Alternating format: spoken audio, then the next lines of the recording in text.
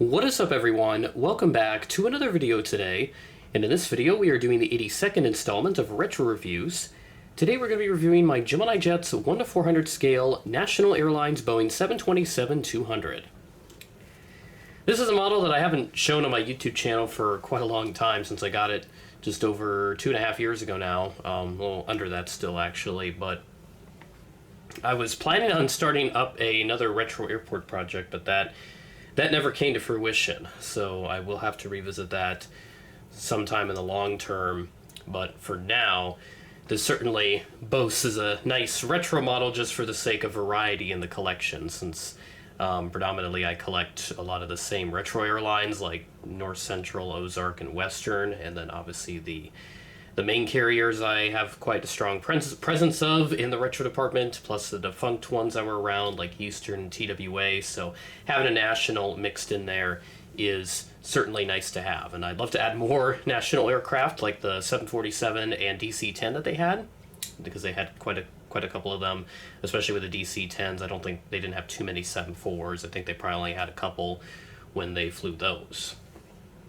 So this was released all the way back in 2002, later in that year, so around November. So very old model for sure. So I got this off Waffle Collectibles. This is for my birthday in 2023, since that's when I wanted to start that retro project, but as I said, it never came to fruition. So there's plastic cradle on the inside with the "as real as it gets" detail slogan. And then there's the aircraft pamphlet, pause to read. Also features the real-life aircraft's history, which we'll take a look at the end.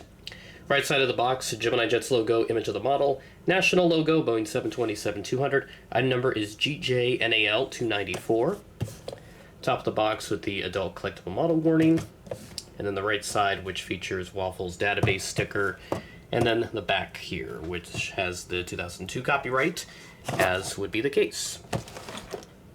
So bring in this very lovely model into view. Now you'll note that with national airlines, they don't print the airline titles up towards the front of the aircraft as does most other airlines back then, and of course today. Because around this time, they had a little campaign where they actually named the aircraft after flight attendants. But this ended up being a bit controversial, so National was put in a very difficult position, so they ended up stopping that practice after a few years as a result. So I thought it was neat, but obviously just with the way that not only, with the aircraft names and then just the campaign that they had, which marketed them a little bit inappropriately, if you will, National was put in that difficult position to discontinue that campaign, which, I don't think it would work at all today, but it certainly is nice to have those aircraft names on aircraft, especially if they are named after somebody, just so long as they're okay with it.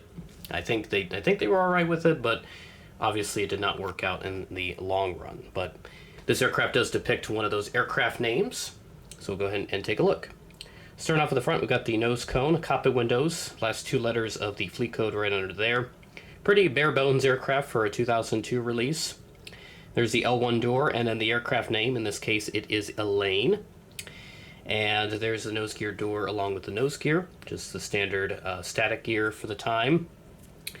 And then move towards the midsection with a lot of passenger windows. Not sure what cabin National had. If they hadn't, I think they had some first class, and then plenty of coach or economy seats up over here. There's the overwing exit doors, and there are some markings on the wings. Main gear underneath there. Registration is November 4734. There's the rear boarding door and the national titles printed on the tail engine. And then you have the side engines and the rear of the tail, along with the aircraft that are not painted. I believe National did switch that up a little bit later on in their existence. And then there's the logo, which is known as the Sun King logo. Now, National did have a 727-200 painted in their older purposeful N livery right before delivery, but before that happened, they repainted the aircraft into the Sun King livery, which is what National wore for the rest of its existence. And then the right side of the aircraft, you see the aircraft name again, along with a couple luggage doors and all that fun stuff. And there's the tail once again, very nice. And of course the APU piece, which is just a separate piece that attaches to the aircraft. On my Northwest, it was detached. I still have yet to reglue that, but I'll get to that in one day. Even though it takes like 10 seconds for me to do it. I probably should just do it now, but whatever. Underneath of the aircraft, you got a nice stripe for the polish. Gemini Jets logo there, which is the old logo, which has the larger G on it. They did switch to one with a smaller G, but it is featured on the boxes, which is, it's been there ever since they started, so I'm not sure why they had the larger G printed on the models, and then yet the smaller one has been present on the boxes ever since they started. And then the top of the aircraft, you do have the overwing exit markings along with the flap slats, speed brakes, and the other details that are inscribed onto the wings. But other than that, not much to report on with this model since it is over 20 years old. The aircraft itself is even older than that, of course, and we'll take a look at the real-life aircraft's history. She first flew in the early goings of 1968 and delivered to National just a couple of weeks later. That's when she got the Elaine aircraft name, and then, of course, that Sun King livery came around not long after. Funnily enough, Aeroclassics also released this same model, the same livery and everything. They did it in 2014. So, you know, same registration, same details, same everything. National did merge with Pan Am in October of 1980, so that enabled Pan Am to gain a more domestic presence, because before, Pan Am had a lot of international destinations and aircraft that were more fit for that, so them acquiring National enabled them to get some more domestic offerings. Gemini Jets did release the same aircraft again with Pan Am colors.